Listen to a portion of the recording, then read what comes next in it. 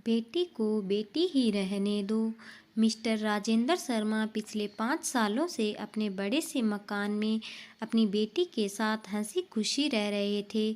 उनकी उम्र अब 60 को पार कर चुकी थी और बेटी प्रिया अब 28 की होने को थी। उम्र को ध्यान में रखते हुए बेटी ने उनका सारा काम काज अपने कंधों पर ले लिया था। प्रिया अपने हर काम में बहुत अच्छी थी, जितने अच्छे से वो अपने पापा, घर और उनके कारोबार का ध्यान रखती थी, कोई और शायद ही रख पाता। अगर राजेंद्र जी को कोई बेटा होता तो वह भी नहीं।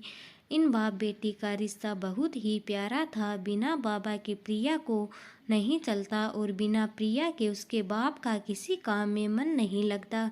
कभी कभी ऐसा लगता जैसे राजेंद्र जी प्रिया के बाप नहीं, उसके बेटे हैं। प्रिया की हरकतें ही कुछ ऐसी थी।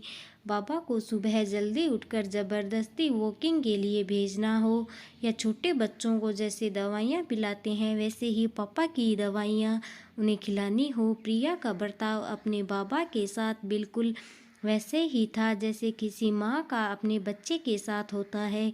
प्रिया के बाबा भी कुछ कम नहीं थे। जब जब प्रिया उन्हें दवाई खाने के लिए देती तो आधी दवाई खाते और आधी छुपा लेते, लेकिन प्रिया के नज़रों से बच नहीं पाते। फिर वह उनके सामने खड़ी होकर सारी दवाई उन्हें ज़बरदस्ती खिलाती। रात को प्रिया के सोने के बाद चुपके से किचन में जाकर फ्रिज से मिठाई चुरा कर खाना। बाबा की ऐसी शरारतें भी प्रिया पकड़ लेती थी।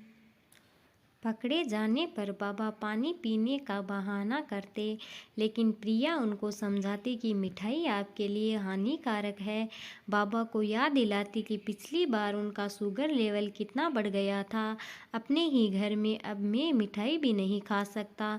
बड़बड़ाते हुए, नाराज़ होने की एक्टिंग करते हुए बाबा किचन से चले जाते।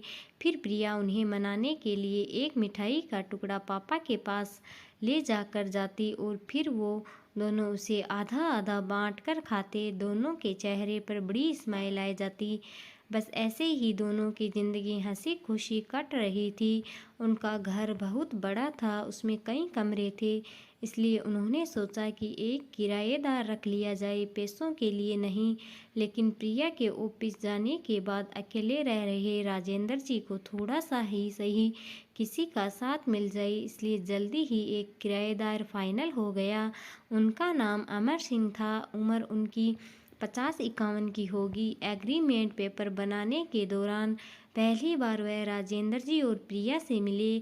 उन्हें दोनों से मिलकर काफ़ी अच्छा लगा और अब अमर सिंह अपनी बीवी के साथ राजेंद्र जी के घर पर किराएदार के तौर पर रहने लगे।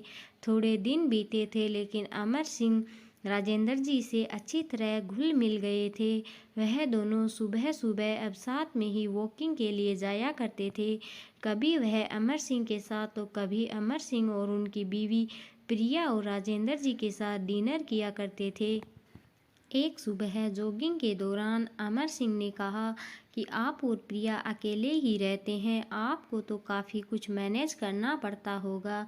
आप कैसे सब इतने अच्छे से संभाल लेते हैं? अजी मैनेज क्या करना है, मेरी होशियार बेटी के लिए यह कुछ भी नहीं है। प्रिया सब इतने अच्छे से संभाल लेती है कि मुझे किसी बात की कोई चिंता ही नहीं है। राजेंद्र जी ने मुस्कुराते हुए कहा, हाँ वह तो ठीक है, लेकिन जब प्रिया ससुराल चली जाएगी तब आपके लिए यह सब मैनेज करना बड़ा मुश्किल हो जाएगा। आपका कोई बेटा भी तो नहीं है और आप अकेले ही इतने बड़े घर में रहते हैं। अमर सिंह ने अपना विचार बताते हुए कहा। राजेंद्र जी के चेहरे के हाव भाव बदल गए। वह अमर सिंह से कुछ कहना चाहते थे लेकिन नहीं कहा और बात बदलने के लिए उनसे पूछा, खैर वो सब जाने दीजिए, आपके कितने बच्चे हैं? अमर सिंह ने छाती चौड़ी करते हुए कहा, मेरे 2 बच्चे हैं, दोनों ही लड़के हैं और दोनों ही अमेरिका रहते हैं। राजेंद्र जी को लगा जैसे अमर सिंह उन्हें ताना मार रहे हो, लेकिन फिर भी उन्होंने कुछ नहीं कहा और वो जॉगिंग करके अपने घर लौट आए। कुछ दिन बीते। राजेंद्र जी ने अमर सिंह को अपने साथ खाने के लिए बुलाया क्योंकि अमर सिंह की पत्नी किसी काम से बाहर गई थी और वे अकेले थे। अमर सिंह, राजेंद्र जी की और प्रिया डाइनिंग टेबल पर खाना बैठकर खाना खा रहे थे। पहला निवाला खाते ही अमर सिंह ने खाने की तारीफ करते हुए कहा, प्रिया बेटा, तुमने आज खाना बहुत अच्छा बनाया है। राजेंद्र जी ने गर्व महसूस करते हुए कहा, हाँ, मेरी बेटी बहुत अच्छा खाना बनाती है। अमर सिंह जी बोल पड़े, यह तो बड़ी अच्छी बात है। उसके ससुराल वाले भी बड़े खुश रहेंगे। प्रिया उनसे कुछ कहना चाहती थी, लेकिन राजेंद्र जी ने उसे रोक दिया और बात बदलने के लिए प्रिया से पूछा, कारोबार कैसा चल रहा है?